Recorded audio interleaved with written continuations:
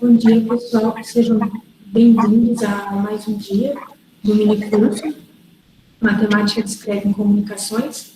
A professora Sueli vai dar esse início, essas meia hora do minicurso, e depois o professor Ricardo. Professora Sueli, fica à vontade. E obrigada mais uma vez por ter aceitado o convite. Bom dia a todos. Então, sejam bem-vindos a mais uma sessão do minicurso Matemática Discreta na área de comunicações.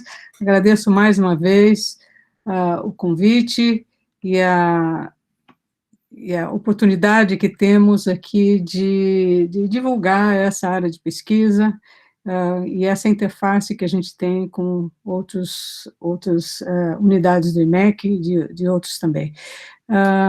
Eu vou colocar agora a apresentação, só um minutinho.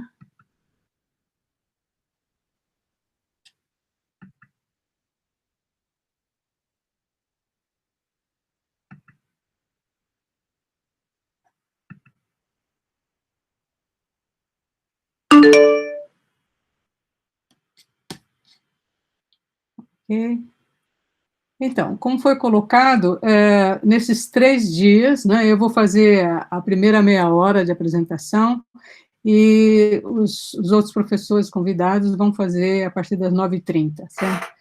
Então, eu vou rapidamente lembrar alguns dos conceitos. A minha parte na apresentação é a parte reticulado, já chamando a atenção para alguma das aplicações, Então, como a gente definiu na aula passada, um reticulado é um conjunto, um subconjunto do RN, que é gerado a partir de um conjunto de vetores independentes, linearmente independentes, com combinações, só que a gente considera apenas as combinações inteiras desses vetores. Esse conjunto, obviamente, o M é menor ou igual que o N. No caso em que o M é igual a N, a gente diz que o reticulado é de posto máximo. Se o M é menor do que N, esse conjunto vai estar contido num subespaço do Rn, certo? Então, passando rapidamente, para depois chegar nos novos conceitos. Então, exemplos de reticulado, isso aqui são as matrizes geradoras do reticulado. Aqui eu estou olhando, isso aqui é um vetor da base, isso aqui é um outro vetor da base, o vetor 1, 0, e o vetor 1 terço raiz de 14/3. Aqui é o reticulado Z cartesiano Z, onde pares de inteiros no plano, e esse aqui é o conhecido como reticulado hexagonal. Aqui já tem exemplos de reticulados no R3, esse aqui é gerado por vetores que estão no meio da face de um cubo, a gente volta a ele para falar de densidade, e aqui, mudança de base, um reticulado tem infinitas bases, só que a matriz mudança de base precisa ser uma matriz unimodular, isso é uma matriz com coeficientes inteiros e que tem determinante 1 ou menos 1, e aí a gente pode notar, por exemplo, no reticulado hexagonal, que é feito por um vetor de norma 1, outro vetor de norma 1 rotacionado de π/3, ele pode ter outra base que é bem mais estranha, por exemplo, essa aqui, ou bases ainda muito mais estranhas, quer dizer, qualquer matriz unimodular, a hora que eu multiplico por uma matriz geradora, a matriz geradora vai ter os vetores da base na forma coluna, ela vai dar uma outra matriz do reticulado. Diferentes bases de um reticulado, elas geram diferentes regiões paralelotopos fundamentais, que é formado, pego a base, considero combinações de números entre 0 e 1 desses vetores, isso dá um paralelogramo, no caso do plano, um paralelotopo no espaço, mas esses dois conjuntos vão ter o mesmo volume. Nossa, fez aqui, diferente. Tá. Seguindo em frente, isso aqui é o conceito de região de Voronoi de um reticulado, que é a região que está saltando, que é definida pelos pontos do Rn que estão mais próximos da origem do que de qualquer outro ponto do reticulado. Aí eu posso definir a região de Voronoi de qualquer outro ponto, e ela vai ser feita como translação desses vetores. Tanto a região de Voronoi como o paralelotopo fundamental ladrilham o Rn, certo? Aqui é outro reticulado, um outro reticulado arbitrário, aqui está o paralelotopo fundamental dele, e aqui está a região de Voronoi dele, certo? Tá. Agora, a gente vai começar com alguns conceitos que a gente define para reticulados que são de posto máximo, isso é, eu estou gerando com N vetores no próprio Rn, que é o que são os conceitos de densidade de empacotamento, densidade, cobertura, o kissing number e a quantização. A quantização eu vou deixar para falar na aula que vem, que o professor Renato vai usar mais aqui. O conceito de norma mínima de um reticulado é a menor norma de um vetor não nulo desse reticulado, certo? O conceito de raio de empacotamento, ele é formado pelo esse número aqui dividido por 2. Porque isso, quando eu pego esse número, eu vou ter o raio da maior bola possível, de tal maneira que duas bolas não se interseccionam, exceto se tocam no máximo no bordo, certo?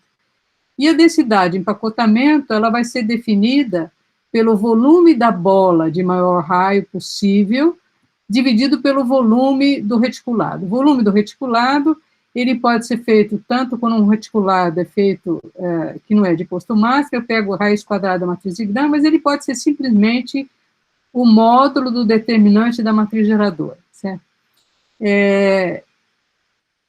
Olhando para exemplos aqui, o volume, aqui ele entra o volume da bola. A gente usa também o conceito aqui, isso aqui, por multiplicidade, a gente vai ter escalonamento, né? Esse volume é a mesma coisa que esse raio de empacotamento elevado a n, vezes o volume da bola 1 de Rn. E aí tem uma expressão meio complicada para o volume de bola 1, que eu só detalhei aqui. A bola 1 no Rn, ela vale esse número, que é π elevado a n sobre 2 por n sobre 2 fatorial, se o n for par, e vale esse outro número se o n for ímpar. Obviamente, quando eu faço o n igual a 2, ele vai dar π vezes r ao quadrado, mas como o r é igual a 1, a forma clássica que a gente conhece, que dá π, né? Bola de raio 1, esse aqui.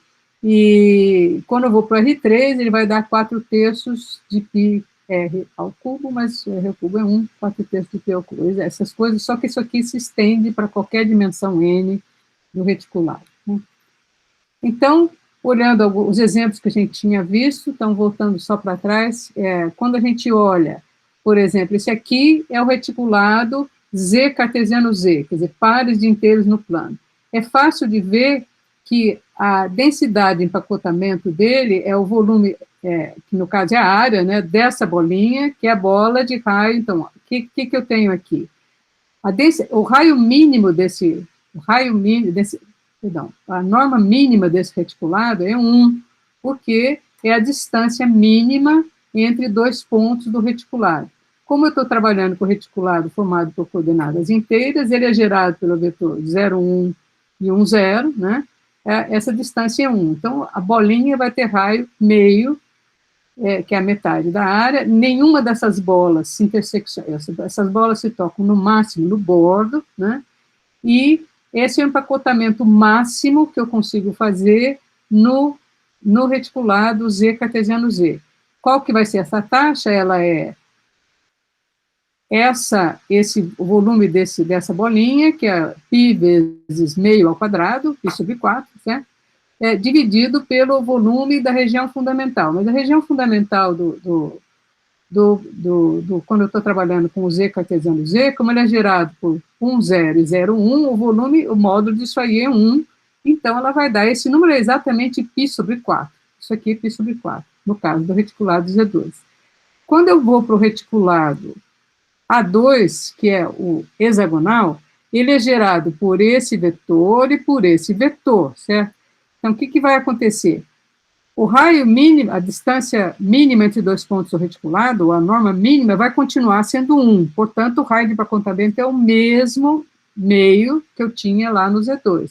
Só que eu vou ter um volume menor do reticulado, ou seja, a região fundamental ou a região de Voronoi do reticulado vai ter uma área um pouco menor, porque ela eu ponho um vetor que é esse, outro vetor que é esse, pensa no volume desse paralelogramo aqui.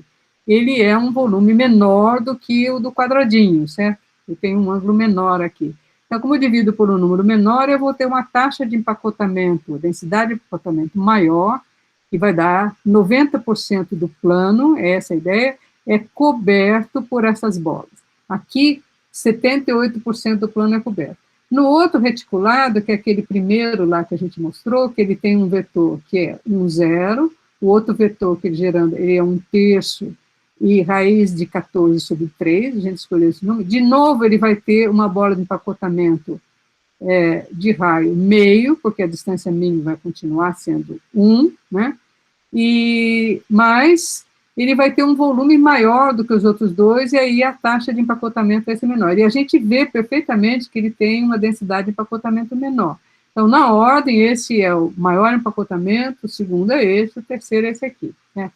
Do ponto de vista de códigos, né, certamente, quando eu estou trabalhando com distribuição gaussiana, isso é, quando o erro se espalha de maneira gaussiana, mais ou menos uniforme, né, esse aqui vai ser o melhor, né, do ponto de vista de... A gente pode olhar, às vezes, esse aqui é melhor do ponto de vista de ter uma maneira de codificar e decodificar mais simples, né, mas esse aqui vai ser melhor porque eu vou conseguir, se eu tiver uma capacidade de correção que coincide com esse raio, eu transmiti um ponto, seja esse aqui, eu ponho tem um erro que vem do ruído. Se ele cai aqui dentro, eu vou decodificar de maneira correta. Eu vou não saber decodificar de maneira correta se ele cair na zona branquinha, que é a chamada zona do agrião, né, escrever uma linguagem coloquial, e aí eu não vou saber decodificar de maneira correta. Então, esse aqui seria, do ponto de vista de codificação, quando considerando a distribuição do erro gaussiana, o melhor dos três, sem dúvida, certo? Claro que essa coisa de densidade de empacotamento, ela tem N outras aplicações, né? Mesmo se eu quiser empacotar latinhas, por exemplo, a gente vê claramente que esse empacotamento vai caber mais na caixa do que esse aqui, certo? Porque eu tenho a região que fica sem lata, né, é menor, certo? Então, é isso. A gente define também o conceito de densidade de centro para não ter que ficar trabalhando com aquele número feio lá, que é o volume da bola de raio 1. Isso serve para comparar reticulados na mesma dimensão, porque senão o volume da bola não é o mesmo em dimensões diferentes, certo? Então, a gente usa também o conceito de densidade de centro, que serve para comparar reticulados na mesma dimensão. Também o parâmetro de Hermite, que é relacionado, só que ele põe uma raiz aí, e aí ele passa a crescer linearmente, né, essa é a ideia. Não vou entrar muito no detalhe disso aqui agora, vamos lá. Aqui. Outro conceito associado a reticulados é o conceito de cobertura. O que a gente falou é empacotamento, agora a gente vai falar de cobertura. O que vai ser cobertura? Cobertura vai ser quando eu pego uma bola de um determinado raio e tenho uma bola de um determinado raio e quando eu ponho a reunião dessas bolas centradas no reticulado, ela cobre o espaço todo, né? Cobre o espaço todo. Então, o que vai acontecer aqui? Eu vou definir da mesma maneira que a gente definiu antes, então, isso aqui vai ser o raio de cobertura, é o menor raio possível, no outro a gente pegava o maior possível que não tinha intersecção entre as bolas, intersecção na parte interior, né? Aqui eu pego o menor raio possível, de tal maneira que quando eu centro a bola nos pontos do reticulado, eu cubro o RN inteiro, né?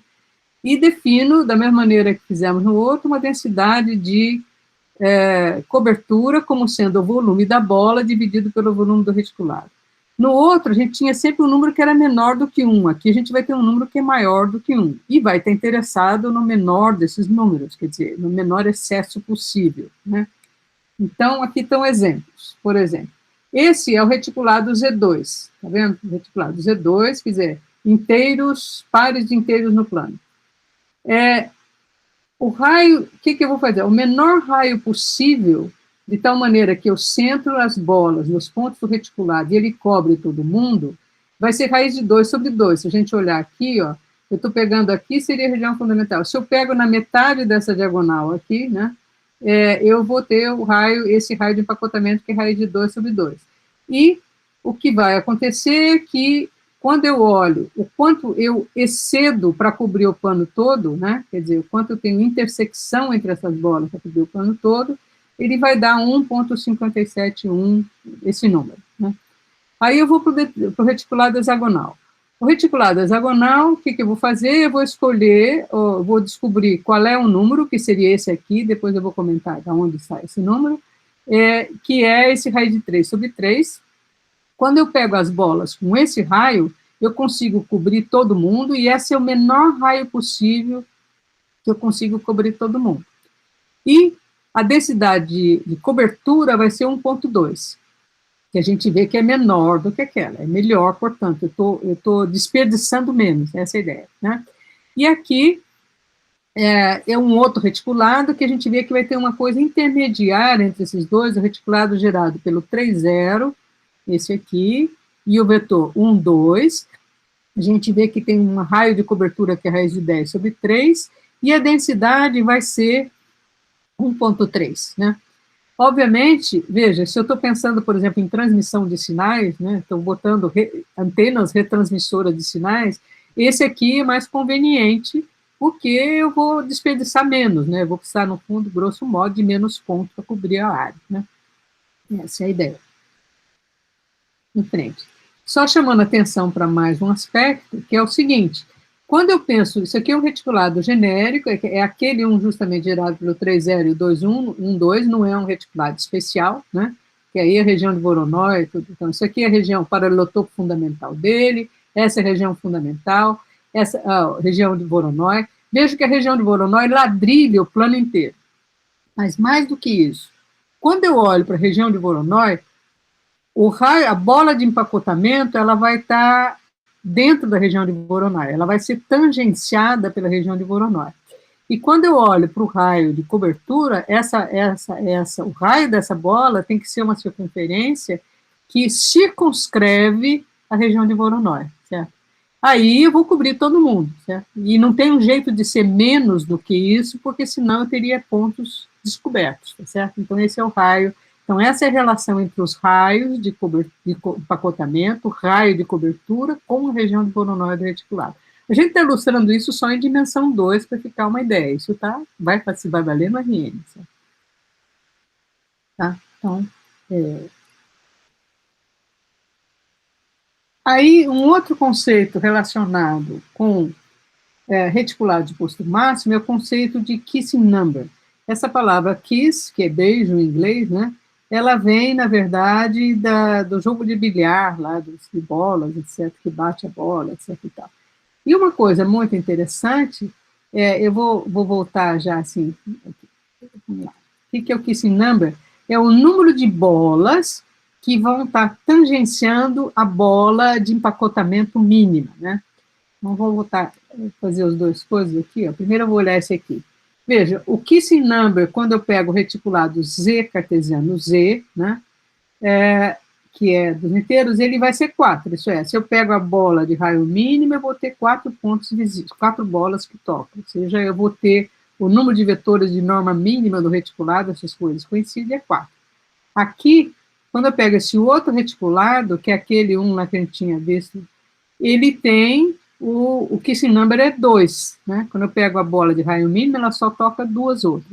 E aqui o kissing number é 6. Então, o hexagonal ganha de novo aqui na questão do kissing number. Esse ganha de novo é relativo, porque quando a gente vai falar em codificação e decodificação, existe lá um parâmetro, que é um parâmetro de Bhattacharya, que diz que assim, o ideal é você ter menos vizinhos, porque você erra menos se você ultrapassar, certo?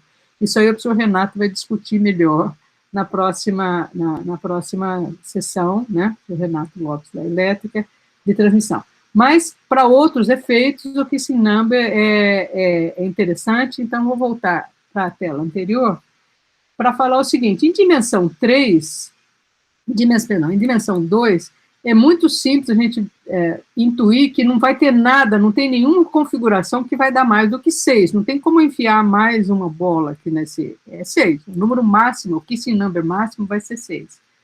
Quando a gente vai para a dimensão 3, isso não é tão direto mais, vocês vão ver, assim, problemas relacionados a reticulado, em geral, são difíceis, tem muitos em aberto, que é interessante para quem faz pesquisa, né, mas não pode se iludir que vai ser uma coisa fácil, né?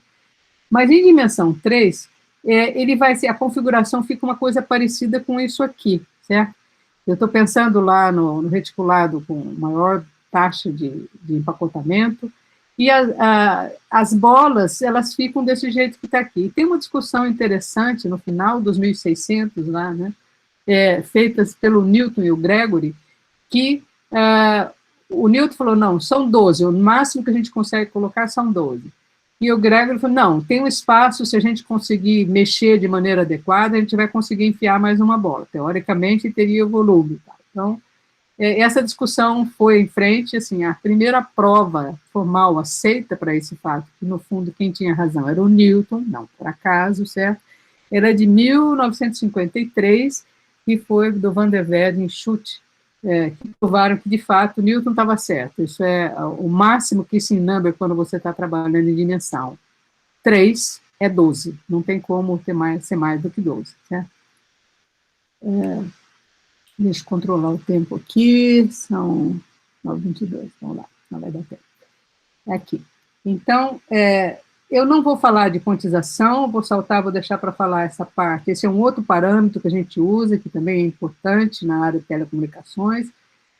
Eu vou em frente para poder falar de parâmetros que são importantes para a parte de criptografia, que é a parte que o professor Ricardo da Rabi vai falar hoje, a partir das 9h30.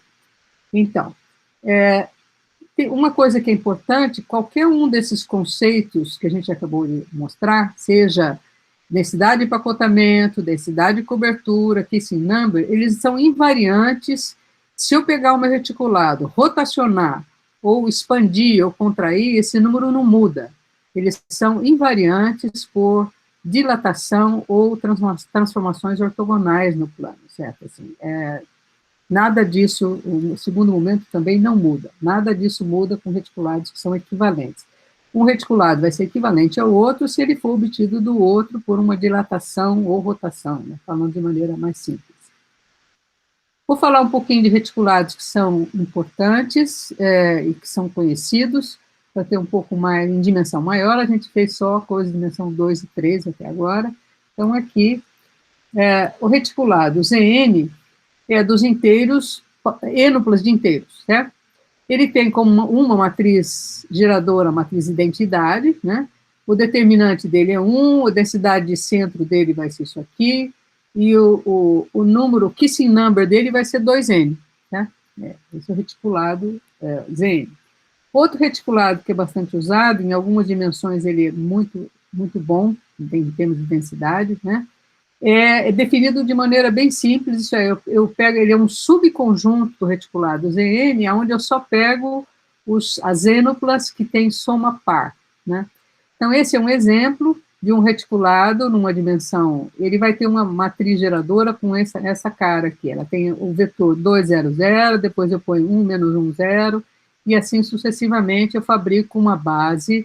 Veja que a soma sempre vai dar par nessa base aí, e ela gera qualquer outra ênupla que tenha soma de coordenadas par. Né? O reticulado AN, ele é definido na dimensão seguinte, ele é gerado, ele está contido num hiperplano do Rn mais 1, ele não é um reticulado de posto máximo, e ele é definido de novo, com um subconjunto do Zn mais 1, tal que a soma das coordenadas dá 0. Por outro lado, eu posso olhar ele como ele vai estar contido nesse hiperplano aqui. Então, na verdade, ele é um reticulado de dimensão n, né? E uma coisa interessante é que o reticulado hexagonal que a gente definiu, ele, na verdade, ele coincide, ele é equivalente ao reticulado A2, que aqui ele estaria definido no R3, certo? Aqui. Reticulado dual, de novo eu vou pular um pouquinho para poder chegar na parte que eu quero. Reticulados unimodulares, né? Bom, o que dá para falar? Reticulado dual, ele é definido como eu considero no conjunto do espaço gerador do reticulado, os vetores que são perpendiculares a ele, e a gente chama isso de reticulado dual. Um reticulado, algumas propriedades especiais, né, de reticulados, ele vai ser chamado integral se o produto escalar dos vetores do reticulado são sempre inteiros, vai ser chamado unimodular se ele for dito,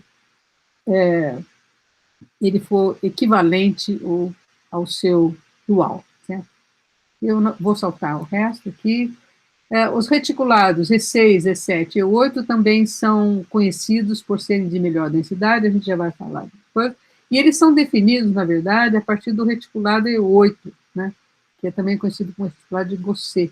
O E8 é um reticulado, para falar de uma maneira bem rápida dele, ele tem propriedades muito especiais, mas uma base dele poderia ser dada por esse vetor aqui, ó. Esse aqui é o primeiro vetor, 2 menos 1, põe um meio aqui, aqui põe 1 menos 1, põe um meio aqui, etc. Até esse aqui é o E8, é o reticulado E8, já é o reticulado E8. Ele tem várias propriedades especiais, né? E o E7 e o E6 são definidos a partir dele como subconjuntos rotacionados aqui. Outro reticulado que aparece em N lugares, eu já vou comentar um deles que é muito antigo, e que tem propriedades muito especiais, é o reticulado de Leach, que essa aqui é uma versão escalonada. Não dá para discutir muito aqui, porque, claro, que ele não é importante por causa dessa matriz, mas só para dar uma ideia de como é que é o reticulado. Aqui é uma versão escalonada dele. Estou multiplicando o reticulado por um fator 2 raiz de 2, é para sumir com as raízes e tal. Então, ele é gerado pelo vetor 8, 0, 0, 4, 4, 0, 0, etc., até o último vetor aqui, descrito dessa maneira que está aqui. Claro que ele não foi descoberto assim, ele foi descoberto por outras propriedades que ele tem, mas esse é o reticulado de Leach, né? Esse reticulado de Leach, ele tem sido usado em muitas aplicações na área de telecomunicações. Então, porque ele tem propriedades especiais, né?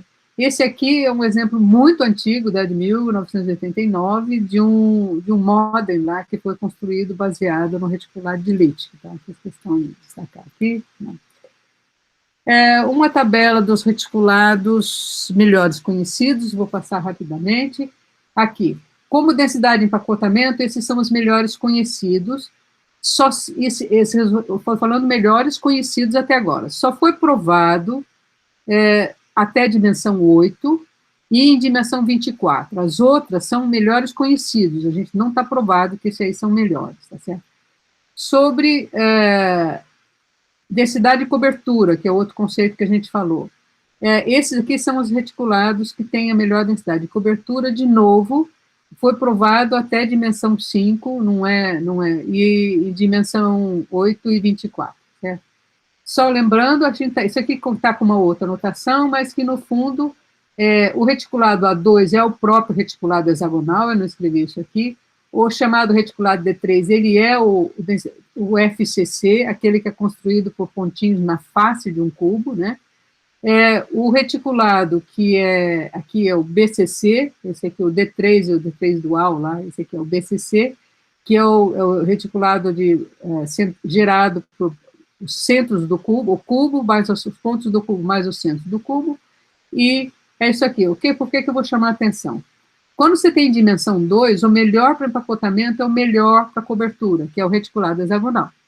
Em dimensão 3, isso não é verdade mais. A gente vai ter que esse aqui, o FCC, é o melhor para empacotamento e é o BCC que é o melhor para cobertura. A coisa já muda de figura. Né? Mas nos reticulados, que são muito especiais, que são o hexagonal, o E8 e o lambda 24, o Leach, e os dois ele ganha, que eu vou ter aqui, tanto ele ganha no empacotamento e na cobertura, e o Leach também, ele ganha no empacotamento e na cobertura, tá certo? Então, eu vou voltar, só chamar mais a atenção de uma coisa. Independente do ganhar, é importante entender que a densidade de empacotamento, ela vai caindo quando a dimensão cresce. Vejam os números aqui, ó. Dimensão 1, a gente tem empacotamento total, densidade 1. Dimensão 2, como a gente viu, é hexagonal, 90%. Quando você vai para a dimensão 3, ela já é 74%. Dimensão 4, 60%, vai caindo, vai caindo. E dimensão 24, que é o Leach, ela já é esse número aqui. Então, independente de se é melhor na respectiva dimensão, ela cai. Da mesma maneira, a densidade de empacotamento cresce. Vai ficando pior à medida que a dimensão cresce. Sobre empacotamento, eu vou falar bem rápido. Nossa, estou passando da hora já aqui. O empacotamento, esses conceitos de empacotamento e cobertura não precisa ser feito sobre reticulados. Em algumas aplicações, na área de comunicações, a gente certamente vai precisar de reticulado, porque a gente precisa de mais estrutura, e reticulados é uma coisa que tem estrutura. Mas para empacotamentos gerais, não ser necessariamente centrados em reticulados, mas a ideia de empacotamento é a mesma, é pegar a bola de maior raio que não toca outra e olhar qual é a taxa que isso cobre o espaço. A dimensão 2, ela é hexagonal, ela é para reticulados e não reticulados, ele ganha de tudo. E a prova para reticulados, só para vocês terem uma ideia, no tempo, primeira prova que esquelho é o melhor para reticulados, que não tem outro, ela foi feita pelo Lagrange, em 1773, e para empacotamentos gerais, já no século XX. Em dimensão 3, é a chamada conjectura de Kepler, que o melhor seria o FCC, aquele com pontinhos no centro da face do cubo, lá, que gera o reticulado. E a prova para reticulados foi feita pelo Gauss, o Gauss está em todas, em 1831, e a prova para empacotamento geral, que não só ele ganha para reticulado, como ganha para gerais, ela foi feita pelo Thomas Harris. A primeira prova dele é de 2008, mas ele só foi aceito para publicação no Annals lá em 2005, porque ele envolvia muitos resultados computacionais, né? E aí o pessoal olhava meio assim, ele foi aceito. E uma outra coisa importante de dimensão 3 é que existem outros empacotamentos que não são reticulados que têm a mesma densidade. Não é o fato de ele ser o melhor que é único. Dimensão 2, não. É único, a menos de translação, e coisa é único. Dimensão 3 já tem outro. E esses empacotamentos, eles aparecem em certas descrição de átomos em química, etc. Esses que não são reticulados também aparecem na natureza. Tá certo? Dimensão 8 e 24, né? Como a gente já tinha sido provado há algum tempo que o E8 e o lítio são as melhores densidades para empacotamento, mas a prova que eles são melhores também para não empacotamento é de 2017, né? Assim, que foi feita pela Marina Wiaskowska, e o Kohn fez, então, ela fez para o E8 e depois, junto com o Kohn e outros autores, também trabalhou em 2017. Uma referência para esse problema que é muito interessante, a história, como é que evoluiu, etc., eu vou citar a dissertação, né, da Juliana Souza, de 2019, onde ela faz um resgate de tudo que foi feito até essas demonstrações aí de 2017. Fica a recomendação, né, para quem quiser dizer. Muito rapidamente agora, para falar e dar introdução à apresentação do professor Darrab, dois problemas de reticulados que são importantes na área de criptografia são o problema de vetor de norma mínima, que são problemas difíceis, né? Esse aqui é conhecido como sendo um problema NP-hard, né? NP difícil, encontrar o vetor de norma mínima e encontrar o vetor mais próximo de um reticulado. Como eu falei lá no começo, quando você tem uma base boa para o reticulado, a gente enxerga de maneira bastante simples quem é o vetor de norma mínima. Se eu tenho um reticulado em que a base é ruim, é muito custoso tentar descobrir o vetor de norma mínima. Certo? Isso aí, então, são problemas cuja dificuldade computacional passa a ser útil na hora que a gente vai pensar em aplicações em criptografia. Eu só vou passar muito rapidamente sobre isso aqui, e aí o professor Darrab vai dar os maiores detalhes logo a seguir.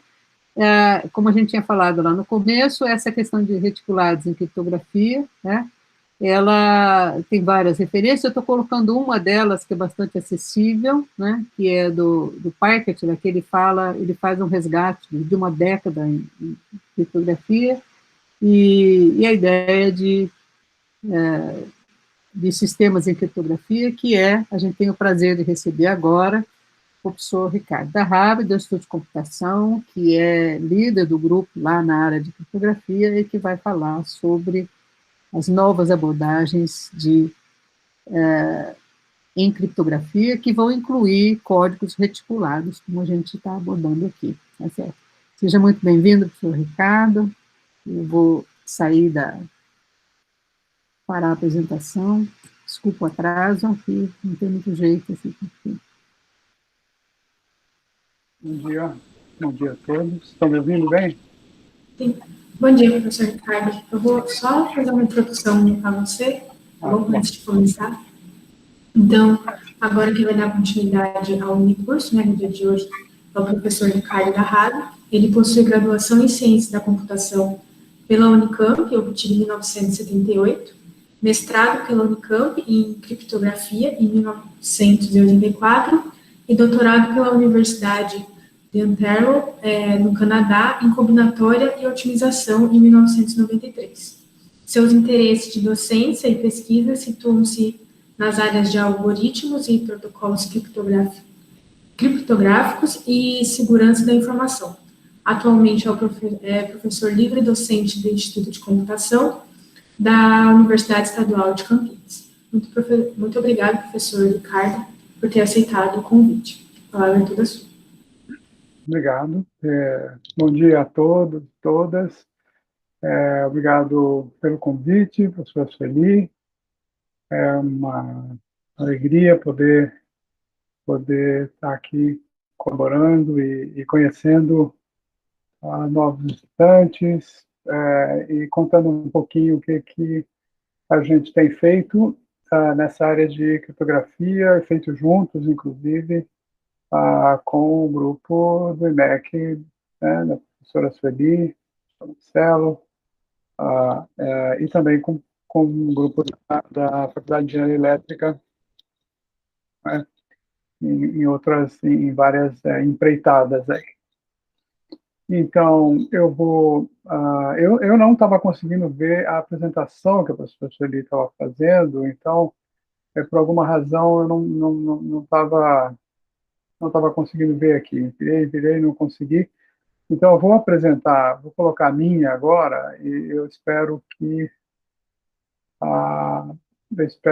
apareça aí para vocês, tá? Então,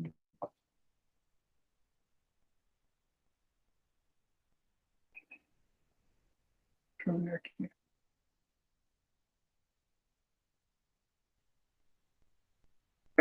Vocês conseguem ver aqui a minha tela do Acrobat? Sim, professor, estamos vendo. Conseguem ver, ótimo. Eu vou pedir para o caso de vocês, bom, em primeiro lugar, para vocês ficarem à vontade de fazer perguntas, e eu acho que eu não vou ver o chat aqui, vou ficar concentrado nessa janela aqui, portanto, eu peço que se vocês... Bom, vou deixar um pouquinho do chat para caso aconteça algum imprevisto, é bom a gente estar em comunicação, né? Deixa eu apertar um pouquinho aqui. Eu vou deixar um pouco do chat aqui, caso precise falar comigo, mas eu peço que vocês abram o microfone e falem, caso queiram fazer alguma pergunta, fiquem à vontade para fazer perguntas durante a apresentação. Tá bom? Muito bem. Então, na verdade, eu não vou... eu vou tentar dar a vocês uma visão geral da área de criptografia, né? Colocando um foco maior, né, nisso que a professora Sueli estava falando, de problemas difíceis e como eles são usados para criar sistemas criptográficos, né, para fazer criptografia, né? Então, eu vou passar por sistemas criptográficos mais clássicos, mais antigos e novos também. Vou parar um pouco mais nos novos no final da apresentação e vocês vão ver que tem alguns termos, algumas coisas que vão se encontrar com o que a professora Sueli vem falando, tá certo? Especialmente quando a gente fala de reticulados e códigos. Nós vamos falar de outras coisas também para vocês mais terem uma visão geral da área de criptografia, que é uma área muito rica, em pesquisa, em várias frentes. Quer dizer, espero que isso fique claro para vocês, né? A minha ideia foi abrir esses horizontes para vocês e terem uma ideia do que se faz em geral, e ver o que lhes parece mais atraente, o que vocês gostariam mais de fazer, de trabalhar. Então, o título da minha palestra, então, foi Áreas Recentes de Pesquisa, mas vocês vão ver que tem outras coisas aqui misturadas. Então, eu vou procurar seguir a minha apresentação, guiado por esses tópicos, né? Primeiro eu vou dizer para vocês o que a gente faz em criptografia, para que serve a criptografia, Vou falar de um conceito central de criptografia, que é funções de mão única, depois dar alguns exemplos de funções de mão única e aplicação delas em criptografia, e entremeado com essa exposição, eu vou procurar dar a vocês uma ideia do que se faz em pesquisa, né? Então, não vai ser exatamente dividido nessa ordem, mas eu vou procurar misturar as direções de pesquisa que existem durante a minha fala. Tá bom? Então, em primeiro lugar, para que serve a criptografia, né? A criptografia, por muito tempo, até a década de 70, até, digamos assim, o advento de computadores em larga, disseminados por todo o público, né? Antes de existir a internet, tudo isso, estava limitada a aplicações diplomáticas, né? E militares, né? Guerras, espiões, né? Era aquela coisa romântica, né? De espião para cá, espião para lá, que esconde o filme, microfilme não sei aonde, aí passa uma senha para não sei quem, e é tudo muito, né, muito cheio de drama e romance, não é? A, até a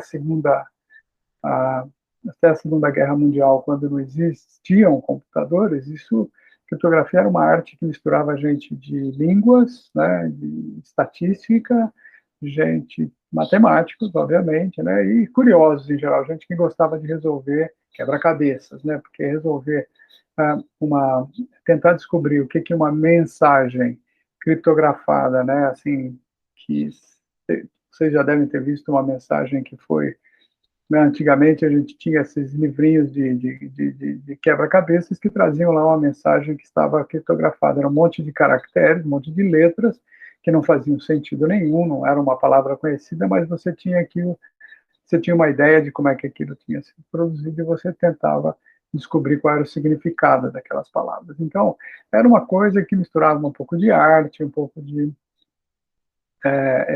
estatística para fazer levantamento de frequência de caracteres numa determinada linguagem.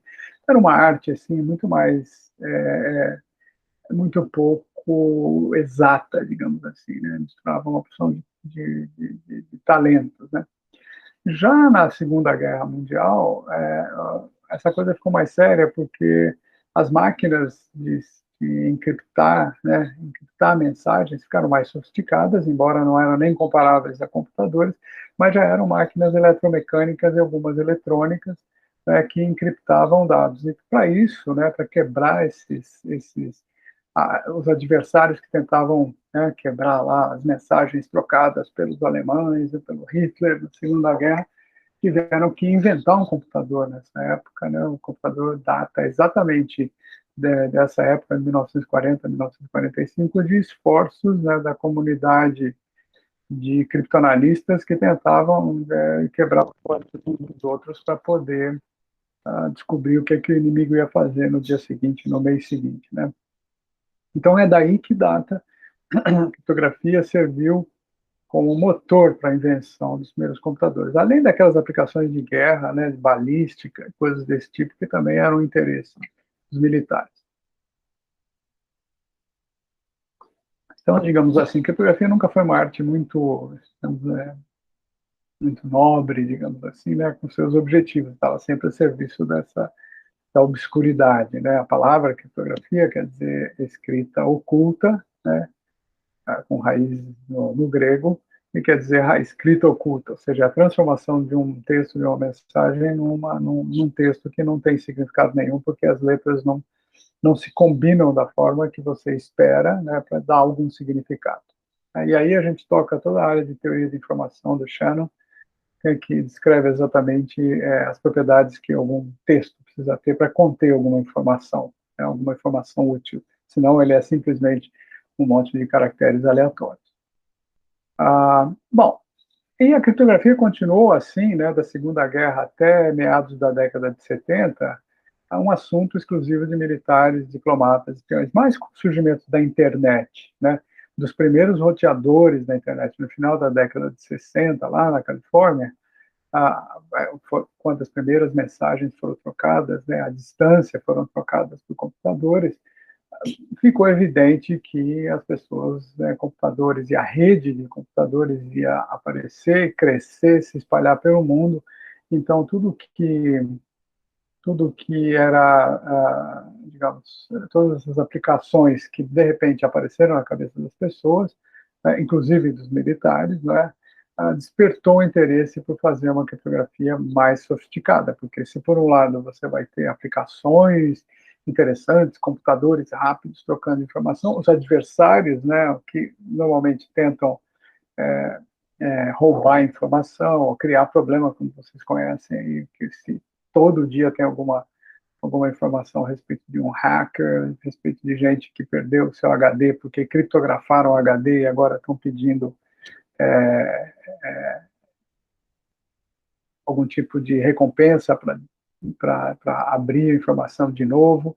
Então, isso ficou evidente que isso ia acontecer. Então, a quantidade de esforços em pesquisa já no início da década de 70 aumentou muito na área de criptografia e culminou, digamos assim, primeiro em 1973, 4, com a publicação do primeiro padrão criptográfico para uso comercial, para uso aberto, porque tudo que era padrão antes, todos os métodos eram exclusivos dos militares e eram sigilosos.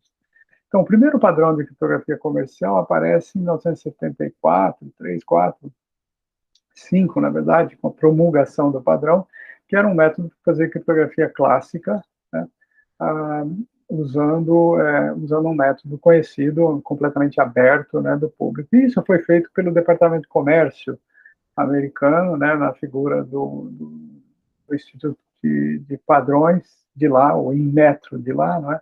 Que tem interesse, obviamente, de facilitar a troca de informações para incentivar o comércio, digamos assim. Eles não têm interesse, como os militares, de esconder informação para eles, quanto mais informação circulando de forma padronizada é melhor para a economia, digamos assim. É para isso que o NIST, para isso que o Departamento de Comércio americano existe. Então, com a promulgação desse padrão, chamado de DES, né, eu não pus nenhuma informação a respeito disso, mas chamava-se Data Encryption Standard, era um padrão de encriptação. Logo depois, em 1976, né, ficou evidente que ia ser necessário, para a criptografia ser usada em larga escala, de alguma coisa que fosse mais flexível do que os padrões de criptografia da época. Eu vou já dizer por quê, né? Então, esses dois pesquisadores, o Diffie e Hellman, Whitfield Diffie e Martin Hellman, que Hellman era da Universidade de Stanford, e o Diffie era de uma companhia na época, eles publicaram esse artigo chamado New Directions in Cryptography, tem aqui a referência aqui embaixo para vocês, que foi um trabalho fundamental, assim, que mudou completamente a visão que as pessoas tinham de criptografia. Eu já vou dizer para vocês qual era a visão antiga e a visão nova. Mas a partir da publicação desse artigo, explodiu, né, literalmente explodiu a quantidade de pesquisa que se fez na área de criptografia, porque os métodos que eram necessários para implementar a ideia do Diffie-Hellman eram métodos eminentemente que usavam estruturas matemáticas, né? Então, a criptografia que existia antes era basicamente baseada em circuitos que misturavam informação, embaralhadores de informação, sem muita regra, a não ser o aumento da entropia brutal, né, para que dificultasse o trabalho do criptoanalista. Então, agora, com a criptografia de chave pública, ficou evidente que os métodos para implementar essas ideias deveriam vir da matemática discreta, né? Porque os primeiros métodos que foram publicados, né, o Diffie-Hellman, eles propuseram um método lá que já deixava evidente que a álgebra ia ser fundamental, né? Então, de repente, né, matemáticos e gente de computação, estatísticos, todos eles se voltaram, né, até físicos, né, se voltaram para a pesquisa criptográfica com foco, então, em métodos matemáticos, né? E, a partir daí, não é, os primeiros sistemas que foram usados exatamente para possibilitar que você transmitisse o seu número de cartão de crédito, pudesse fazer compras via internet. Esse foi o primeiro uso sério, assim, disseminado de criptografia, e usava a criptografia de chave pública, né? E, a partir daí, não só sigilo, que era o uso clássico de criptografia,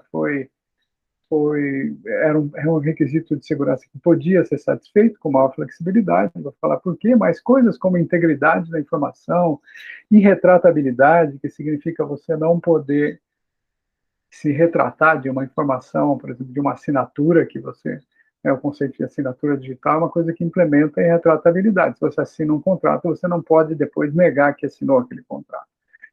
Coisas como disponibilidade de sistemas, identificação de usuários, controle de acesso a determinados sistemas, a determinadas informações, privacidade, anonimato, tudo isso usam, em algum lugar, na sua grande, vasta maioria, a criptografia como elemento central, como nem que seja uma coisinha pequenininha, aquilo, no fundo, baseia-se em alguma técnica criptográfica. Então, a criptografia, que era basicamente uma coisa que, para garantir sigilo da informação, troca de informação sigilosa, virou, um conjunto de técnicas matemáticas para prover esses requisitos de segurança da informação, onde sigilo é apenas um deles. Na verdade, a gente não usa muito, o requisito de sigilo, mas a gente usa muito em assinatura digital, porque em certas aplicações sigilo é importante, mas a assinatura digital, por exemplo, é uma coisa que é muito mais, a quantidade de vezes que eu faço uma assinatura, que eu coloco uma assinatura no documento digital, agora, na Unicamp, por exemplo, você tem um sistema de assinatura digital para documentos legais. É muito maior do que eu mando uma mensagem sigilosa para alguém. Raramente eu preciso mandar uma mensagem sigilosa para alguém, porque tem uma informação sensível, etc. Então, só estendendo, o que significam esses conceitos, encriptar e decriptar mensagens trocadas em meios de comunicação garante sigilo. Certo? Essa ideia do sigilo é você encriptar uma mensagem de forma que ela seja transformada num texto ininteligível, que não tem sentido nenhum, não tem informação nenhuma, tá certo? Desculpem. Então, você encriptar e decriptar, quer dizer, enquanto ela está em trânsito no meio de comunicação inseguro, por exemplo, como a internet, que é um meio de comunicação inseguro, se você encripta a mensagem, você protege de adversários que queiram saber a que você está se comunicando, qual é o conteúdo das informações. Assinar mensagens e textos, isso é o sigilo isso provê irretratabilidade. Verificar se mensagens foram recebidas corretamente, de uma origem comprovada, integridade, checar a integridade e autenticação de origem.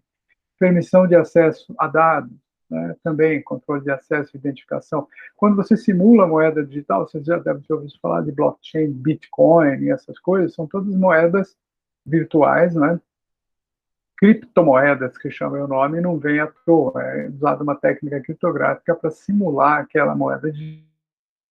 Tem vários requisitos que você quer satisfazer, requisito de autenticidade, requisito de não poder gastar uma moeda duas vezes, e assim por diante.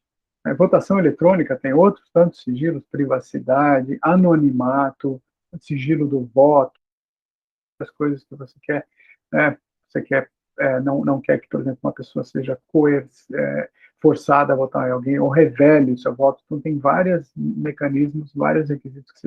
E jogos também tem outros tantos requisitos que você quer. E todos esses usam criptografia em algum lugar, certo? Na internet hoje, praticamente em todos os níveis da internet, desde o nível de aplicações, aqui no nosso navegador, até no nível subjacente, de rede mesmo, dos protocolos que fazem a troca de informação, até no nível elétrico, lá embaixo, usam alguma forma de criptografia, mais ou menos dependendo do quão crítico é o sistema e a gente está usando o com o qual a gente está tratando, certo? Então, onde você olhar hoje na internet, onde houver fluxo de informação, provavelmente vai haver criptografia, nem que seja, não necessariamente, e muitas vezes não para garantir sigilo, mas para garantir integridade e autenticidade da informação que está circulando, tá certo?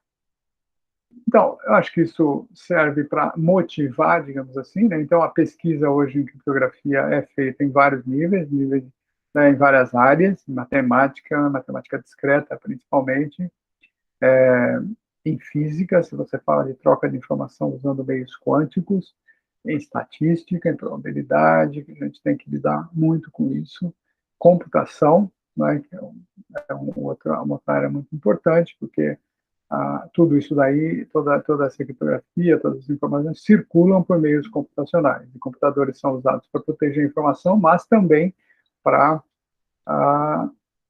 como meio de ataque, né, dos adversários, né? Então, esse é um jogo que não vai acabar, né? Para cada nova técnica criptográfica inventada, tem alguém tentando burlar aquilo. Para cada nova burla, existe algum acadêmico querendo fechar aquele buraco que foi deixado ali, e a coisa vai de um lado para o outro, né? Um jogo de espiões versus espiões sem fim, né? Mas hoje é uma área, né, multidisciplinar, como eu falei para você, multidisciplinar, né? Tem gente de todo lado, da Agência de Segurança Nacional dos Estados Unidos, a NSA, por exemplo, que cuida lá de quebrar algoritmos, de investigar, né, problemas de segurança e de propor soluções, emprega milhares de matemáticos estatísticos, né, e são lugares em que não existe outro lugar onde exista tanta necessidade de matemática de forma concentrada, né. Bom, vemos aqui, então, para a nossa personagem central da palestra de hoje, que são funções de mão única. Funções de mão única são a coisa principal que é usada em criptografia, são a ferramenta, o conceito central que é usado em criptografia. Se não houvesse funções de mão única, a gente não teria criptografia. Então, vamos definir primeiro o que quer dizer com função de mão única. Uma função de mão única de um domínio X num contradomínio Y, injetora ou não, ela é de mão única se, dado qualquer X no domínio, f de X é facilmente calculado, né? Facilmente significa eficientemente calculado num computador em menos de algumas frações, em menos de 1 ou 2 segundos, né? Coisas muito rápidas. Por outro lado, dado um elemento do contradomínio da imagem, tá certo? Aqui, é inviável calcular, nem que seja um x, né, no caso da função não ser injetora, você encontrar um x no domínio tal que f de x seja igual a x. Então, esse é o conceito de função de mão única, né? Não se trata da inexistência de funções inversas, né, mas do custo computacional para realizar os cálculos. Às vezes você tem a função, mas você não tem a expressão analítica da função, portanto, você não tem a expressão analítica da inversa, e você só resta para você calcular uma pré-imagem, dado um ponto na imagem, calcular a pré-imagem fazendo contas, né, tentando várias possibilidades. E quando a função é bem projetada e o domínio e o contradomínio são coisas muito grandes, eu já vou falar de quanto, né, fica inviável você calcular isso, né, mesmo que você tenha computadores, né, mesmo que sejam adversários munidos de recursos imensos, né, governos, dono da Amazon, dono do Facebook, esses caras que têm muito dinheiro, mesmo que eles, né, juntem toda, porque em alguns casos você precisa de tantos recursos quanto você tem elétrons no universo, por exemplo, né? Você faz as contas, né, de quanto custa calcular algumas coisas. Então, são coisas que realmente precisam, uma função de mão única é de mão única, você só vai numa direção e não consegue voltar, certo? E eu vou mostrar como é que isso aqui. Além de função de mão única, se fosse só função de mão única, não ia ser muito útil em criptografia. Eu preciso de uma função de mão única, mas com atalho, né? O que significa ter um atalho aqui? Bom, de novo, a função é facilmente calculável, né? Mas calcular uma pré-imagem, dado um elemento na imagem, calcular uma pré-imagem, certo? Também é inviável, mas se você tiver uma informaçãozinha extra, T, o cálculo de X, né, dado Y, torna-se viável. Obviamente que a informação T deve estar embutida no cálculo de fx de alguma forma, porque se o cálculo de f de x for totalmente independente dessa informação extra, não dá, né, conceitualmente, não dá para a gente pensar em que essa informação T tenha algum papel relevante, né, no trabalho de calcular um elemento da pré-imagem. Então, essa informação T tem que estar embutida, mas ela fica escondida, né, ela é um atalho, né? Então, para ser inviável, de fato, quem precisa calcular, quem de fato é legítimo e precisa calcular um elemento da pré-imagem, vai calcular porque está de posse da informação T. Mas, para alguém que não precisa, um adversário que não tem o direito de calcular aquela pré-imagem, ele não conhece essa informação, não deve conhecer a informação T. Aí vocês começam a ver, né, como é que a gente vai usar isso daí em criptografia, não é? Deixa eu dar exemplos de funções de mão única, aí eu volto, né, para o uso de função de mão única em criptografia. Está aqui uma função de mão única chamada de função RSA. Bom, suponham que n, né, o número natural, n seja o produto de dois números primos grandes, p e q. P e q são esses dois primos. Defina n assim, φ de n é a função totiente ou tociente de Euler, não sei como é que fala direito, eu achei só essa tradução. Eu sempre usava em inglês, Totient Function, de Euler, que calcula o número de elementos menores do que n, que são coprimos com n. Esse número, quando n é p vezes q, esse número de elementos menores do que n coprimos com n é p menos 1 vezes q menos 1. Né? Bom, dado que você calculou φ de n e n desse jeito, é sempre possível encontrar um par de números inteiros, e existem, né, um número enorme deles, inteiros, tal que eles são inversos multiplicativos um do outro, módulo φ de n, ou seja, o produto ED é um múltiplo de φ de n mais 1. Tá? Então, eles são também chamados de inverso multiplicativo aqui, né, nesse mundo de φ de n. Então, se você escolher essas quantias dessa forma aqui, esta função, f de x, que toma pontos x, não é? Desculpe aqui, está errado. Aqui é x, tá? Deixa eu já mudar aqui. Aqui é x para todo x, tá? Para todo x z de n, tá? F de x, né, parametrizado por E e n, onde você eleva x à potência e tira o resto da divisão de x elevado a e por n, desculpem, é uma função de mão única com atalho d. Tá? Por quê? Porque se você pegar qualquer elemento y em z de n, tá certo? Você consegue encontrar um x que produz aquele y, simplesmente computando y elevado àquela potência d. Lembrar que e e d, então, são inversos multiplicativos módulo n. Então, por que é? Eu não vou demonstrar aqui, a gente precisa usar algumas, mas não é complicado. São propriedades simples da teoria dos números, isso aqui é tudo teoria dos números. Tá? Mostrar que existem ED, inversos multiplicativos. E e D precisam ser coprimos, né, com φ de n em primeiro lugar, mas existe um número enorme deles aqui quando você escolhe φ de n, então existem ED inteiros tais que satisfazem isso. Existem muitos pares ED. Você escolhe um que é coprimo, um deles coprimo com φ de n, você acha o outro por propriedades simples da teoria dos números. Certo? Então, essa função em particular é chamada função RSA, e ela foi usada e é usada para fazer criptografia. Como? Né? Já vai ficar evidente. Tá? Então, a função RSA ela é facilmente calculável, então ela satisfaz aquela primeira premissa de função de mão única usando exponenciação rápida. Para fazer essa continha aqui, eu preciso usar a exponenciação rápida quando E e N são muito grandes.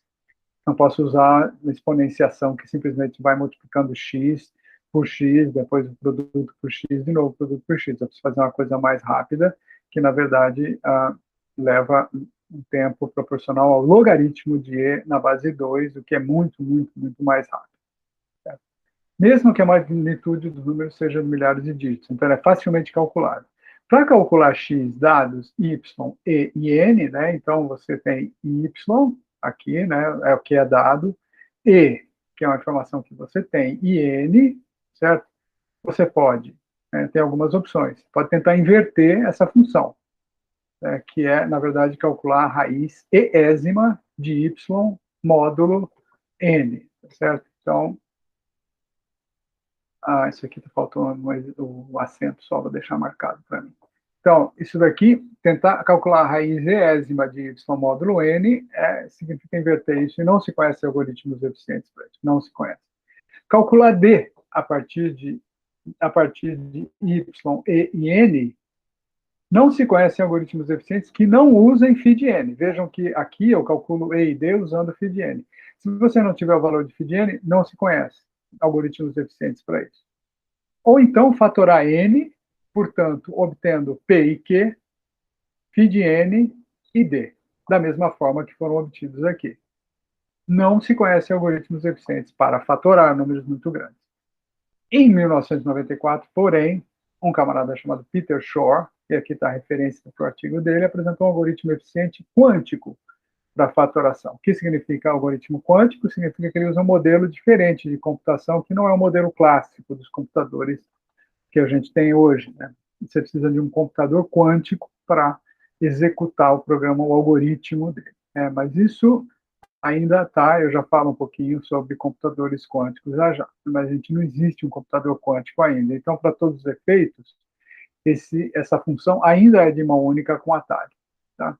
Tem aqui um outro exemplo de função de mão única. Seja G um grupo multiplicativo de ordem bem grande, com elemento gerador, elemento primitivo, ou gerador alfa. Então, as potências de alfa geram o grupo G. Então, para escolhas adequadas do grupo G, não pode ser qualquer grupo, essa função é que pega uma potência qualquer do elemento gerador, é de mão única, tá certo? Porque é muito difícil você encontrar dados alfa e y, é muito difícil encontrar x, tal que, ou seja, é difícil encontrar a potência a qual eu tenho que levar alfa para obter y. Eu conheço alfa, conheço y, e não consigo calcular eficientemente x se o grupo multiplicativo foi bem escolhido. Esse é o chamado problema do logaritmo discreto, para o qual não se conhecem algoritmos eficientes, exceto, novamente, pelo algoritmo quântico de Shor. Ou seja, o Shor também, além de propor um algoritmo para fatoração, propôs um algoritmo para o logaritmo discreto que usa modelo quântico. E a partir de G, não só eu consigo fazer uma função de mão única, que nesse caso não tem atalho, mas eu consigo construir uma função de mão única com atalho, não vou mostrar aqui como é que se faz isso. Então, essas duas funções são as funções, né, que eram conhecidas até aí. Outras funções eram conhecidas, mas as que são usadas hoje em criptografia. Como é que você usa isso daqui? O papel central delas na encriptação. Por exemplo, no RSA, com a função RSA, você calcular y é equivalente a gerar o texto encriptado y a partir do texto claro. Claro, o texto claro é o texto que você quer encriptar. Né? Então, você calcula y a partir de x, você usa, né, o que a gente chama de chave pública E de N. Significa que alguém que queira mandar uma mensagem para mim, que sou o dono da chave pública EN, do parzinho EN, tudo que tem que fazer é calcular, fazer essa continha aqui, não é? Essa continha, produzir um elemento Y, né, que é f de x, né, e me mandar essa informação. Como a função é de mão única, e a pessoa que está mandando a mensagem não conhece o atalho, e ninguém mais conhece, a não ser eu mesmo, que produzi, produzi o atalho D, que não é facilmente computável a partir de E sem o conhecimento de φ(n), ninguém conhece φ(n) também. Tá? Então, isso daqui significa encriptar o texto X usando o que eu chamo de chave pública EN. Para decriptar, o destinatário de Y, sou eu, me mandar essa mensagem, eu uso o atalho D que eu gerei quando gerei a chave pública e a chave privada, eu chamo D de chave privada, esse atalho recupera o X. Então, se eu publicar EN, qualquer pessoa pode me mandar uma mensagem encriptada e eu uso o meu atalho, a chave privada, para recuperar a mensagem X.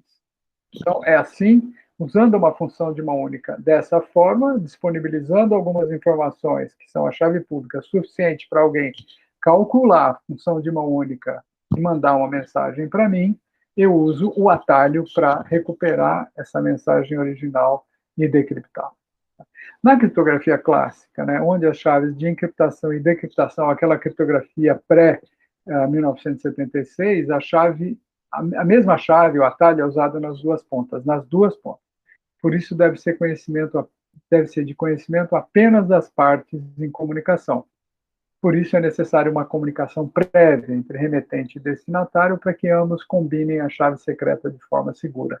O que era muito chato, porque para eu usar criptografia, eu precisava fazer criptografia antes. Para eu fazer uma comunicação privada entre duas partes, essas duas partes tinham que fazer uma comunicação privada antes para combinar o atalho, tá certo? Que era assim usado nas duas pontas. Assim era o modelo clássico de encriptação. A criptografia de chave pública tornou possível esta abordagem aqui, onde você tem uma chave pública e uma chave privada diferentes, e a chave privada não pode ser calculada a partir da chave pública, porque elas estão relacionadas por meio de uma função de mão única, né? Essa mudança de paradigma foi a contribuição central do Diffie-Hellman naquele artigo que eu mencionei e possibilitou uma explosão de uso da criptografia, flexibilização e disseminação do seu uso. Tá? Em assinaturas digitais e outras funções, né, o objetivo não é esconder informação, mas tornar o cálculo da assinatura inviável para quem não conhece o atalho. Ou seja, a criptografia está lá de novo, funções de mão única estão lá de novo, mas só que com uma função diferente, não para prover sigilo, mas para prover autenticidade. Tá?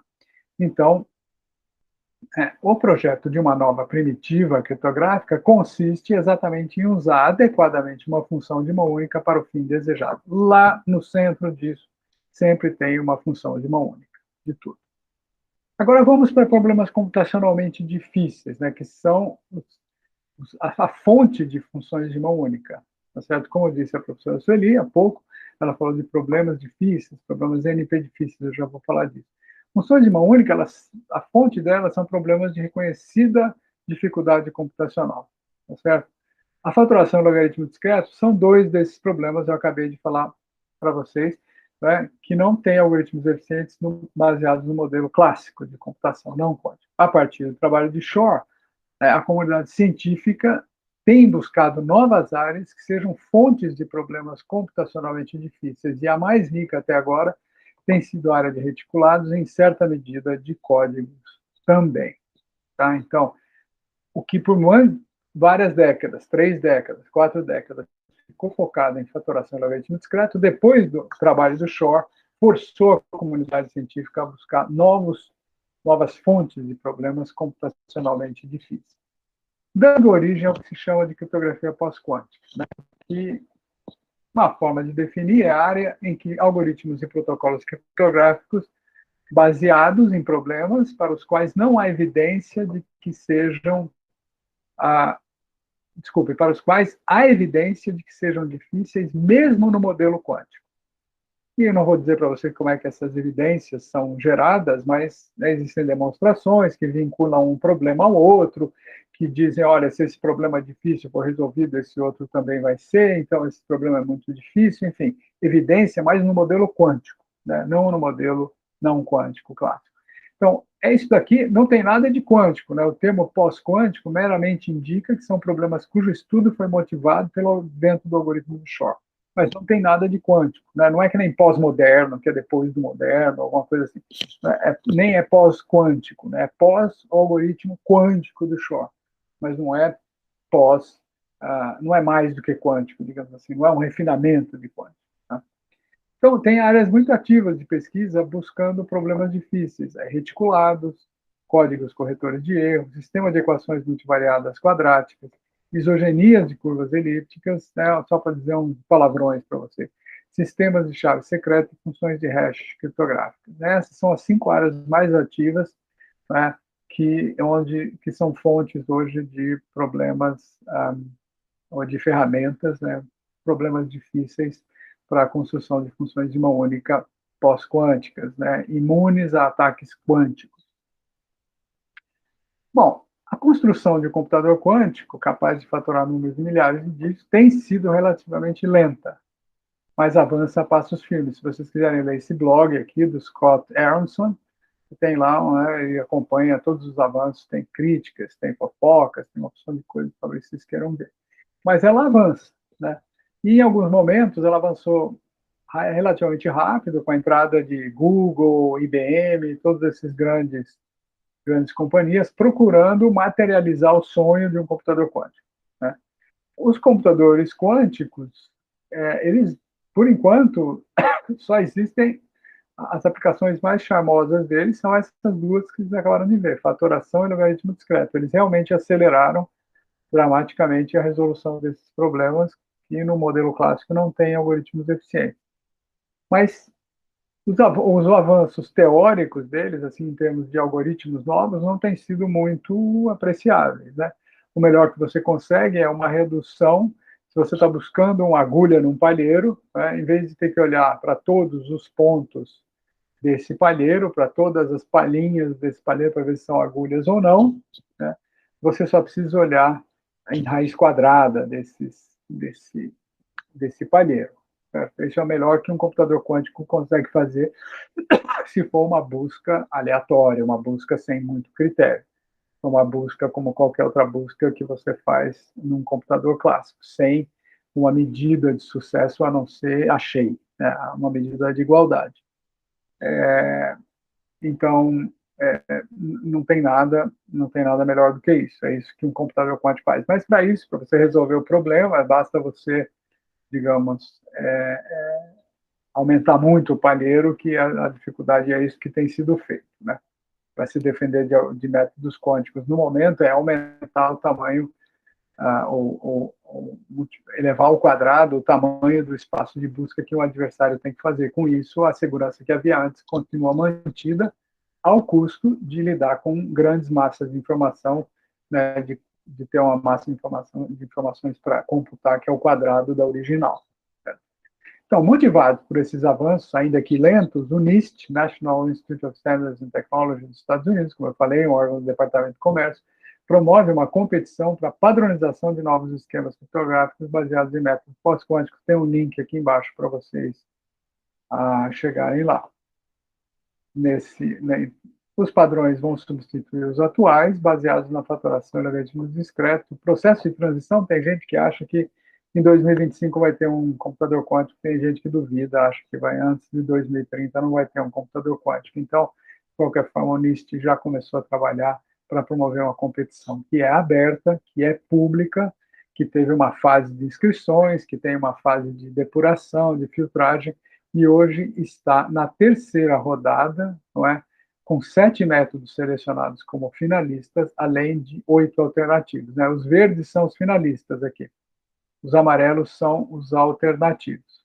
Então, são baseados em reticulados, em códigos, em equações quadráticas, equações multivariadas quadráticas, em hash, e eu não vou entrar em muitos detalhes, vou falar para vocês, e isogenias de curvas elípticas, que são mapeamentos de curvas em curvas, né, difíceis de computar. Não tem nada a ver com a tecnologia tradicional de curvas elípticas, da qual eu vou falar um pouquinho.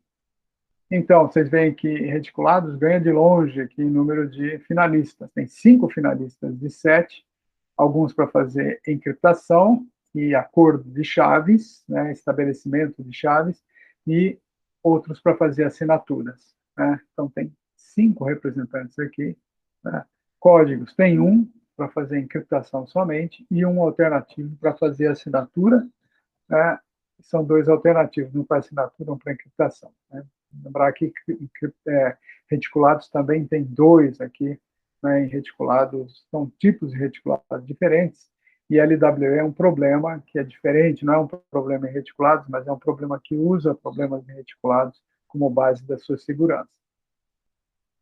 Equações multivariadas tem um finalista, mas esse Rainbow aqui andou recebendo um fuzilamento recente e pelo jeito vai cair, apesar de ter sido selecionado, né? Nessa fase da terceira rodada, tudo que eles querem agora é melhorar a eficiência. A segurança, em princípio, já foi testada, o que, pelo jeito, não é verdade com o Rainbow. E esses outros finalistas aqui são alternativos, né, que foram incluídos, né,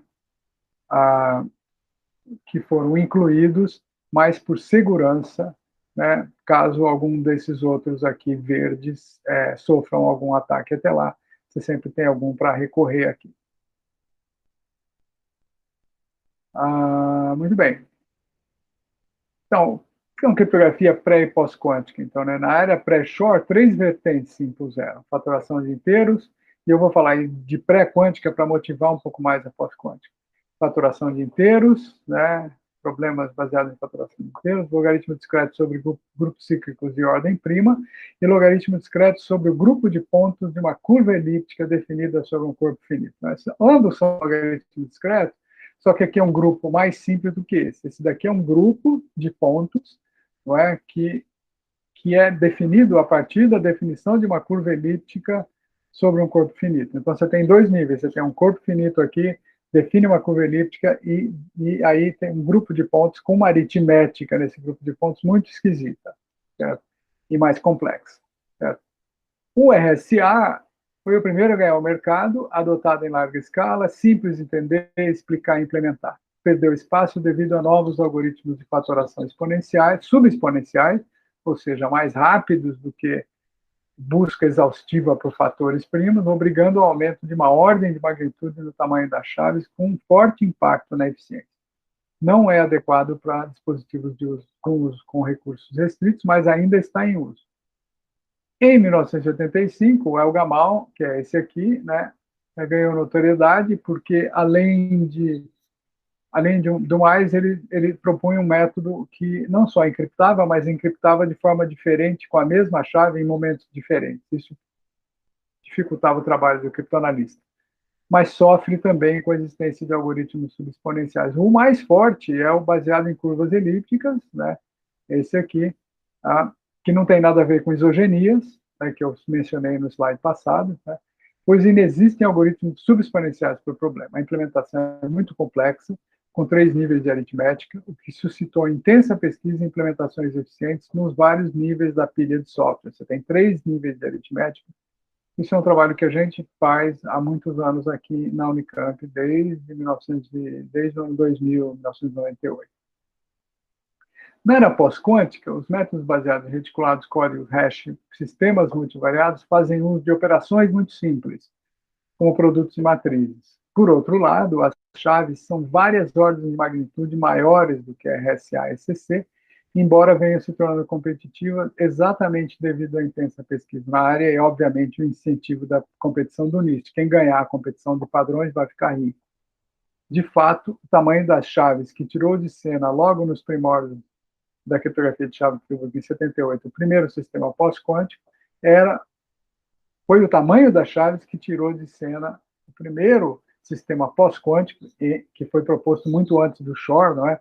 Que era baseado em códigos corretores de erro. Mas eu vou contar um pouco mais dessa história. A busca por chaves menores e, portanto, maior eficiência se dá em algumas frentes.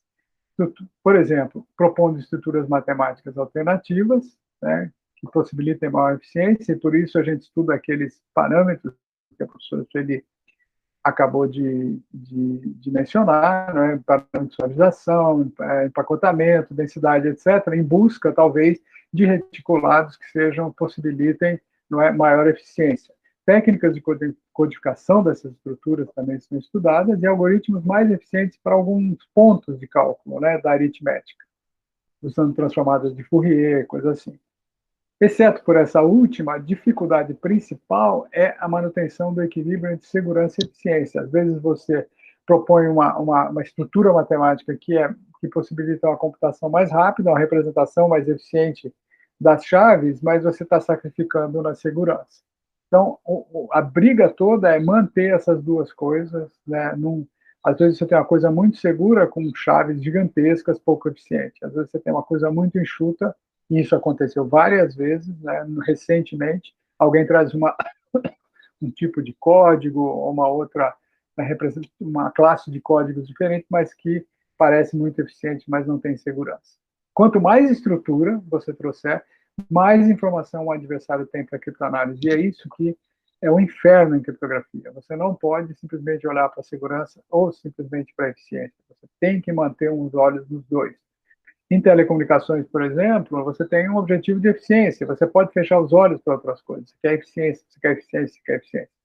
Então, você vai para códigos eficientes, você vai para reticular, enfim, mas não precisa se preocupar. Aqui, não, fotografia, você tem que manter os dois em vista. Pessoal, eu vou passar um pouquinho aqui do meu tempo. Quanto tempo que eu posso passar? Vocês podem me responder? Só para me dimensionar, que eu devia estar acabando 10h30, não é isso? É 10h40. 10h40. 10h40. Tá bom. Vou ver se eu consigo lá. 10h40. Acho que sim.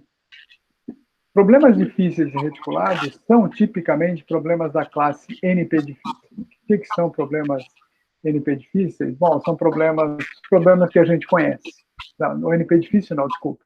Informalmente, né, para definir NP difíceis, são os problemas mais difíceis da classe NP. E o que são os problemas da classe NP? São todos os problemas que a gente conhece de otimização, em geral, problemas de otimização, problemas simples, né, ou problemas mais simples, somar dois números, tudo isso, são problemas da classe NP. São os problemas computáveis que a gente usa todo dia. E os NP difíceis, né, por meio de uma demonstração bastante sofisticada, né, na década de 70, 60, alguém demonstrou que existe uma subclasse dos problemas da classe NP, que são os mais difíceis. Que, se você resolver um deles, né, você resolve todos os da classe NP. Nesse sentido, eles são... Se você resolver um deles eficientemente, desculpe, é uma coisa de eficiência, não é que eles são insolúveis, eles são solúveis, você consegue escrever um algoritmo para eles, só que o algoritmo é ineficiente.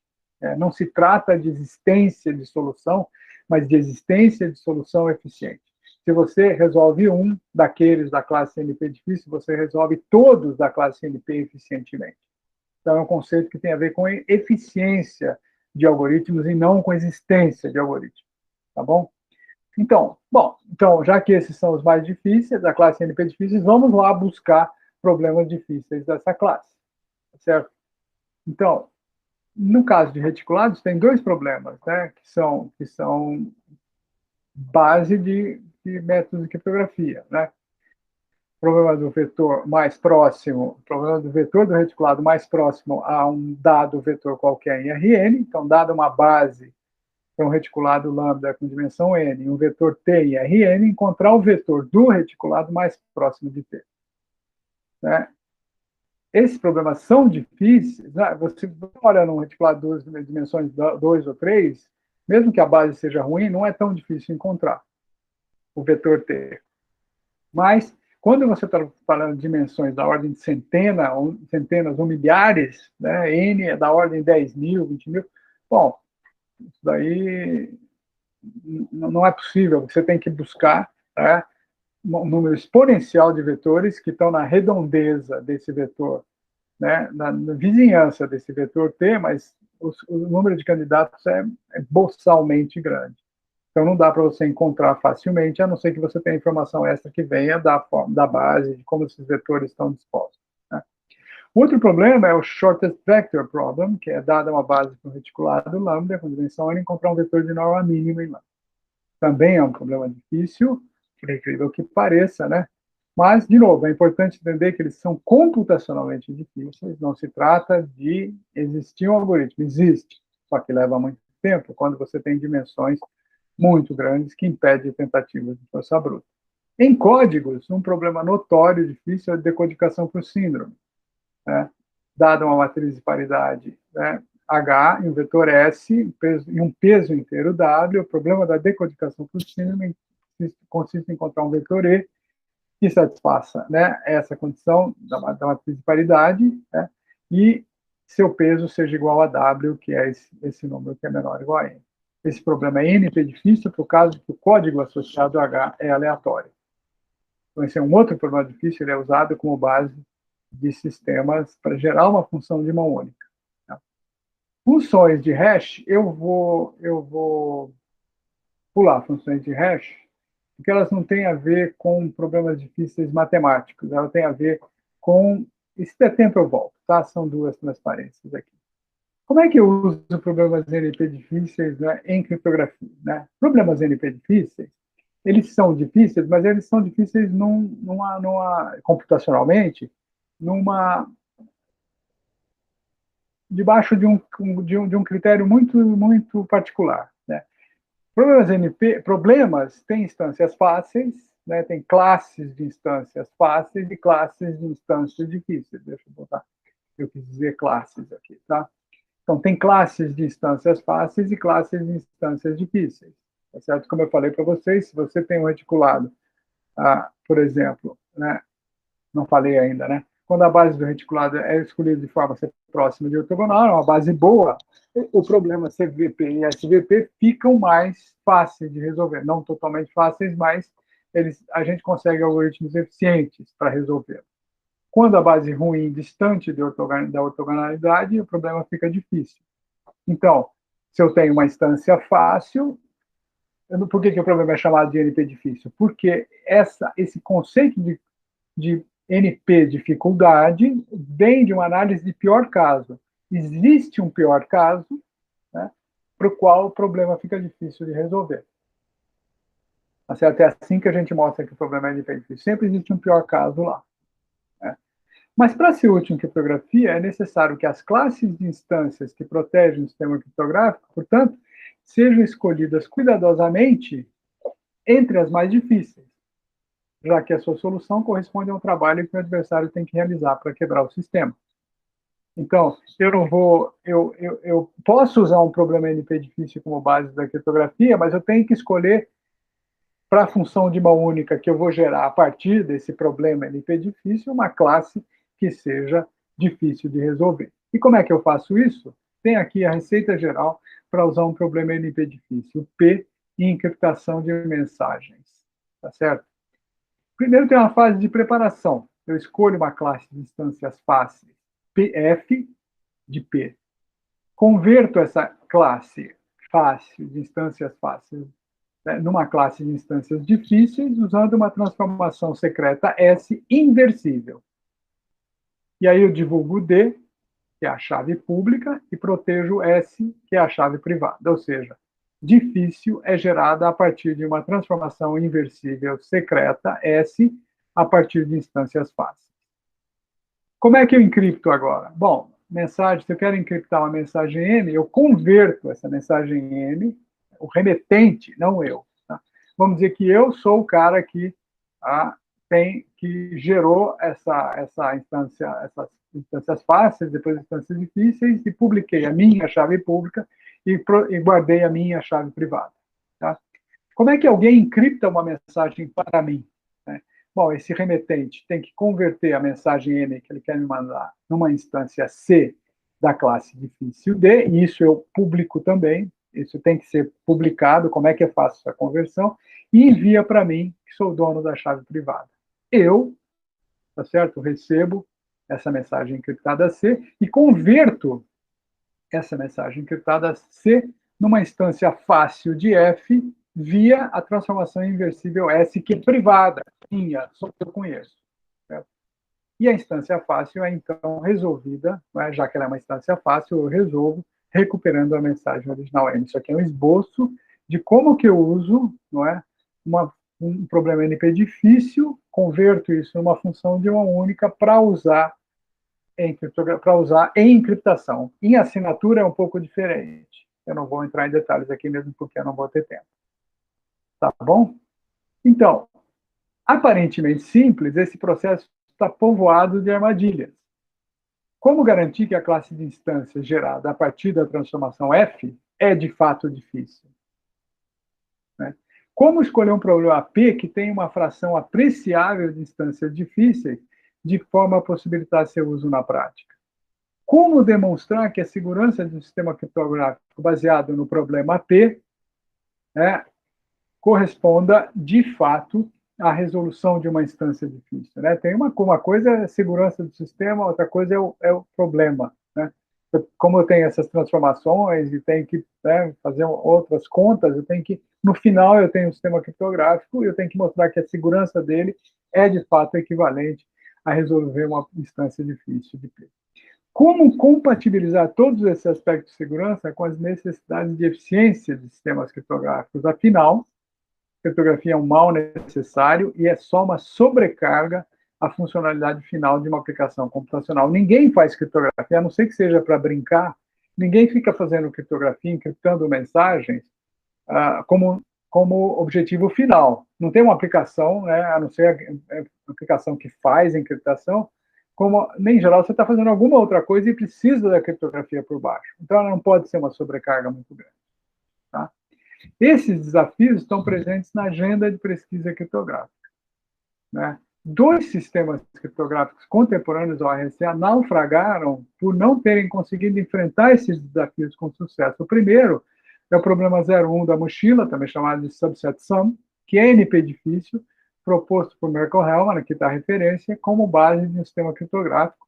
Ele foi quebrado em anos subsequentes. Por quê? Porque a classe de problemas difíceis gerada a partir da classe F, fácil, em questão, não estava, de fato, entre as mais difíceis. Ou seja, D não era difícil. E eles não conseguiam mostrar que era difícil, e no final, alguém mostrou que não era tão difícil e quebrou, mostrou um método para quebrar o sistema dele. O sistema de McLeese baseado em códigos, até hoje não foi quebrado, mas as chaves para garantir a segurança necessária tinham um tamanho proibitivo, impedindo seu uso prático na época. Passou por melhoras e é um dos finalistas da competição do início. Mas o McLeese, que podia ter ficado rico em 1978, não ficou porque o sistema dele era muito ineficiente, mas era super seguro. Aí vocês veem exatamente essas duas coisas se contrapondo. Tá? É por isso que eu quis colocar esse slide aí. Aqui tem algumas boas referências para vocês iniciarem sua leitura, são todas recentes. Esse aqui é o livro mais recente, da Bonet e Victor Schupp, é um livro que está disponível à vontade nessa página. Esse livro é de 2018, tem um bom resumo de toda a criptografia, até a criptografia pós-quântica, blockchain, criptomoedas, essas coisas todas. Né? É um livro muito bom, que está na 4ª edição, foi sendo aumentado, e hoje é um livro-texto muito bom. Esse aqui é um pouquinho mais antigo, mas de 2014, mas tem a parte matemática muito, muito bem feitinha e serve como introdução também, tá? Eu acho que eu não vou voltar para aquela história de funções de hash, porque, embora vocês usem hashtags o tempo todo, e era uma oportunidade de eu dizer para vocês que eram hash, né? Vou rapidamente. Funções de hash são funções que funções muitos para 1, que tem um domínio de tamanho arbitrário e um contradomínio de tamanho fixo, são facilmente computáveis, é difícil calcular para imagens, ou seja, elas são de mão única, é muito difícil calcular uma segunda para imagem, já que elas são muitos para 1, não são injetoras, você poderia esperar pelo menos encontrar uma segunda para imagem, é difícil também, e não só isso, é muito difícil você encontrar simplesmente dois valores de x, x' que colidam, né, que têm o mesmo valor na imagem, certo? Essas propriedades tornam funções de hash, elas em geral não têm expressão analítica, você constrói a partir de processos repetitivos de funções simples, organizadas de modo a produzir resultados indistinguíveis de resultados aleatórios. São muito rápidas de calcular, uma excelente ferramenta na detecção de modificações de mensagem, simulação de moedas, proteção de senhas e assinaturas digitais. Os ganhos quânticos sobre tais funções, por isso elas são pós-quânticas, se limitam ao fator de raiz quadrada, como eu tinha mencionado. Então, dado tudo isso, eu, então, estou voltando, né? Não devia estar voltando, devia estar indo ao contrário. Eu agradeço vocês novamente pela audiência e pelo convite. Vou parar de... acho que eu posso parar ou não? Pode sim. Muito obrigada, professor Ricardo. Agora, vocês podem fazer perguntas, tanto para o professor Ricardo como para a professora Sueli, né? Podem mandar no chat ou ligar o microfone e perguntar, fiquem à vontade.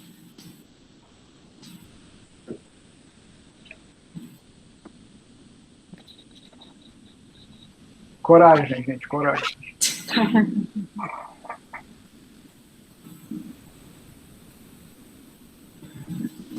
Podem perguntar, pessoal, fiquem à vontade. E a gente pode perguntar também? Claro. Quem já teve contato com criptografia aqui?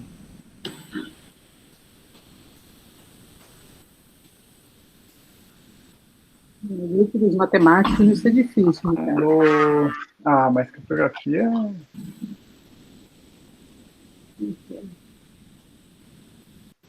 Não, eu só estou começando. Ah, opa, tem alguém falando. Alô, alô? Eu não ouvi. Vocês ouviram? Oi, professor Ricardo, bom dia. É o Marcelo que Ô, Marcelo. esteve com você semana passada, pois é. Eu ainda tenho muito que aprender, como você sabe bem. Que isso, você já sabe um monte. Obrigado.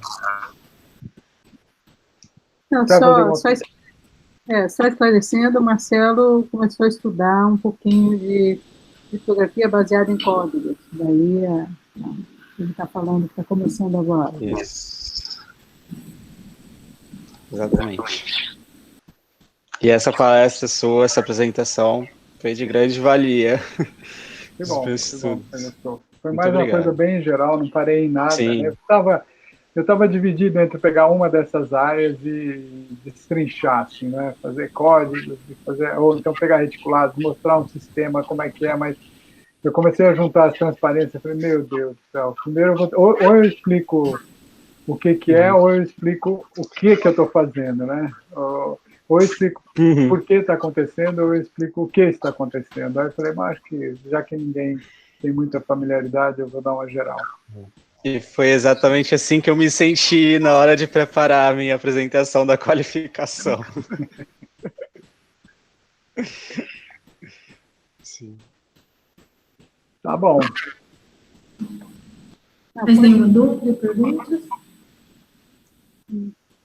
Então, se for só isso, por hoje é isso. Amanhã a gente continua com o curso com a professora Sueli. E a gente continua com a programação do Equipós, 11h10, tá bom? Com a próxima palestra. Obrigada, professor Ricardo e professora Sueli. Ok, só lembrando, então, que amanhã continua a última etapa desse minicurso, né? E a gente eu vou de novo fazer a parte inicial, e quem continua é o professor Renato Lopes, que vai falar de reticulados na área de telecomunicações. Tá? Sejam todos bem-vindos novamente. Obrigada. Obrigada novamente a todos.